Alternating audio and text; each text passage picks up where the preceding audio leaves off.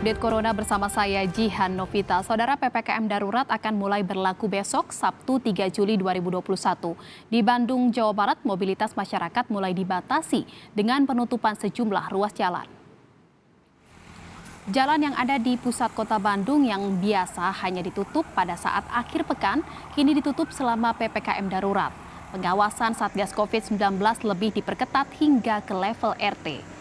Kebijakan ini diharapkan mampu menekan penyebaran COVID-19 di kota Bandung.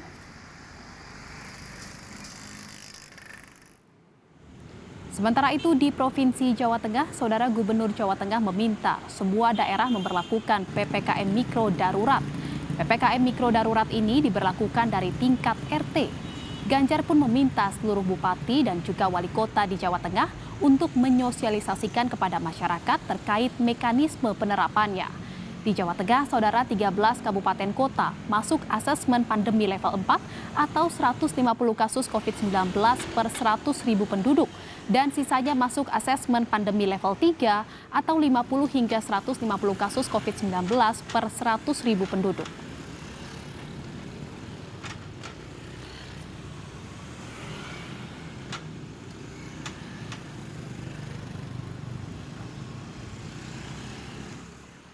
Saudara, penerapan PPKM darurat berlaku mulai besok. Lalu bagaimana dengan kesiapannya?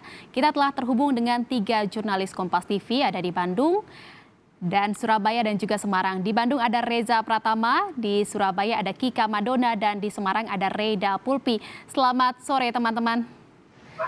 Saya ke Reza terlebih dahulu di Bandung, Jawa Barat. Reza, bisa dijelaskan bagaimana persiapan penerapan PPKM darurat di sana?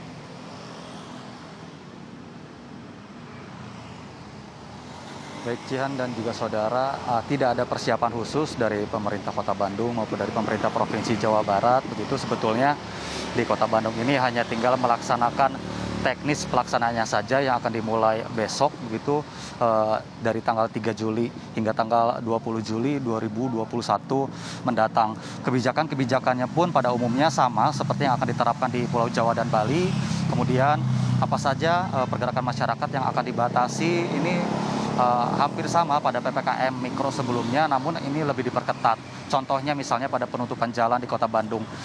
Pada nanti setelah diberlakukan PPKM darurat, sejumlah jalan di Kota Bandung ini akan ditutup setiap hari. Pada sebelumnya memang di PPKM Mikro, penutupan jalan ini hanya dilakukan di siang hari dari jam 2 hingga jam 4 sore dan itu hanya diberlakukan pada akhir pekan saja. Namun pada saat PPKM darurat berlangsung, setiap harinya sejumlah ruas jalan di Kota Bandung ini akan ditutup oleh Satlantas Polrestabes Bandung. Namun untuk jam-jamnya berapa, apakah masih mengacu pada ketentuan sebelumnya, begitu jam 2 hingga jam 4, ini kami belum mendapatkan rilis resmi dari pihak Satlantas Polrestabes Bandung maupun dari pemerintah Kota Bandung. Namun memang masyarakat Kota Bandung sendiri ini sudah terbiasa dengan adanya penutupan jalan karena memang sebelum-sebelumnya juga sudah diberlakukan begitu pada PPKM Mikro. Jalan yang ditutup di Kota Bandung ini mulai pukul 6 sore hingga pukul 6 pagi setiap harinya, dan di akhir pekan yang ditutup ini adalah di jalan utama, yakni jalan yang ada di pusat Kota Bandung di jam 2 hingga jam 4 sore. Namun nantinya pada saat pemberlakuan PPKM darurat ini sejumlah ruas jalan di Kota Bandung ini akan ditutup setiap hari, mulai dari ring 3 yakni perbatasan Kota Bandung dan Kabupaten, kemudian ring 2 adalah jalan yang menuju pusat Kota Bandung, dan ring 1-nya adalah jalanan yang ada di pusat Kota Bandung. Selain penutupan jalan,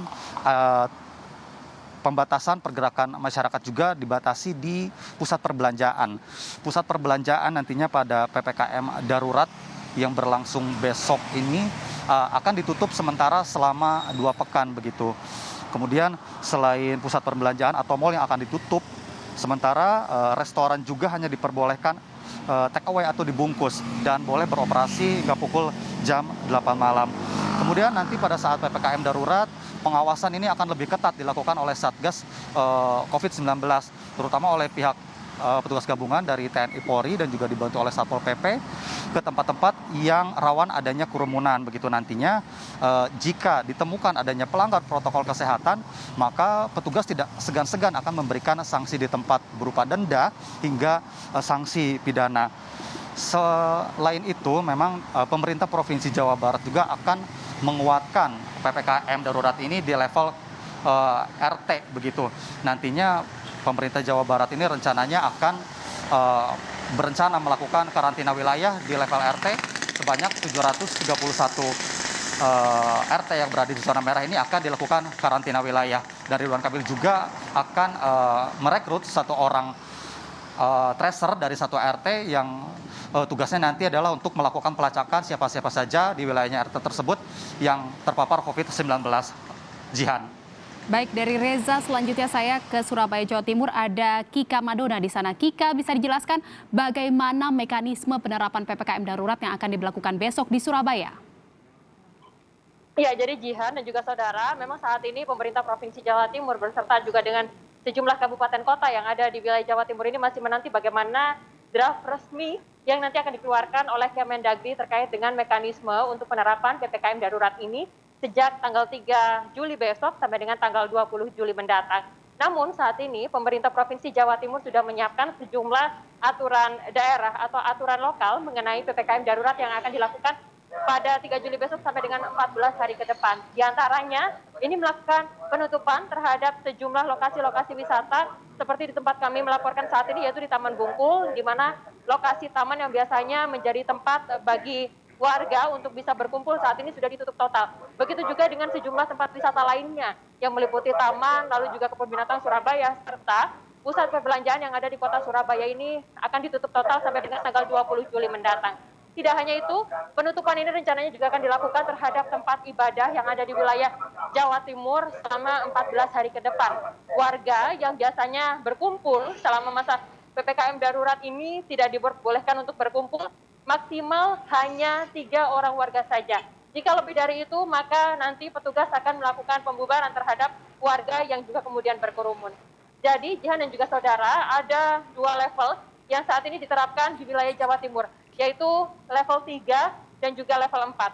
Jadi untuk level 3 ini diterapkan di 27 kabupaten kota yang ada di wilayah Jawa Timur. Sementara untuk level 4 ini diberlakukan di 11 kabupaten kota di Jawa Timur. Jadi level 3 ini adalah di mana kasus positif COVID-19-nya kurang dari 150 kasus per harinya.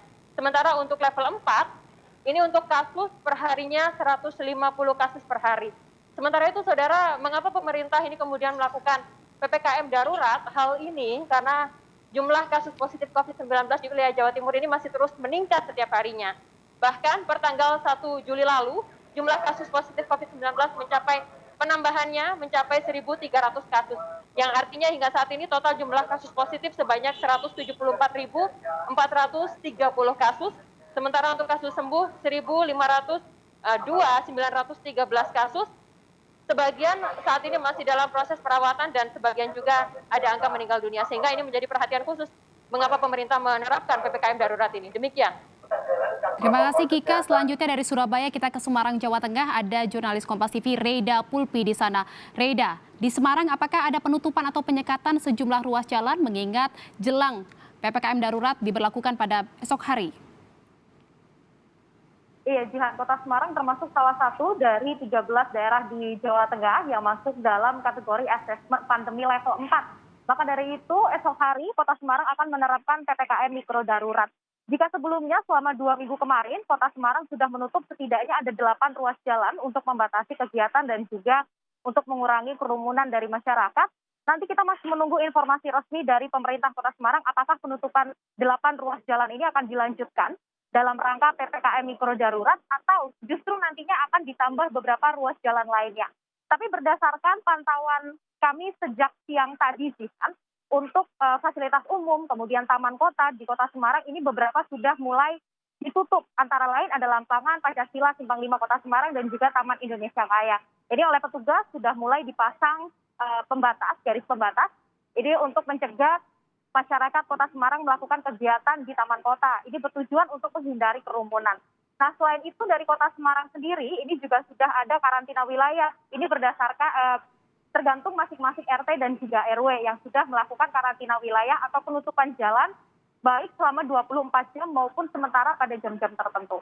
Dan berdasarkan informasi yang kami peroleh juga dari beberapa tempat makan, kemudian resto yang melanggar jam malam, yaitu maksimal tutup pukul 8 malam, ini sudah dilakukan penyegelan dan juga teguran dari pihak terkait. Nah, nantinya selama PPKM Mikro Darurat, restoran, kemudian rumah makan di Kota Semarang, ini hanya akan menerima take away atau pesan antar saja. Dan diharapkan masyarakat untuk tidak makan di tempat.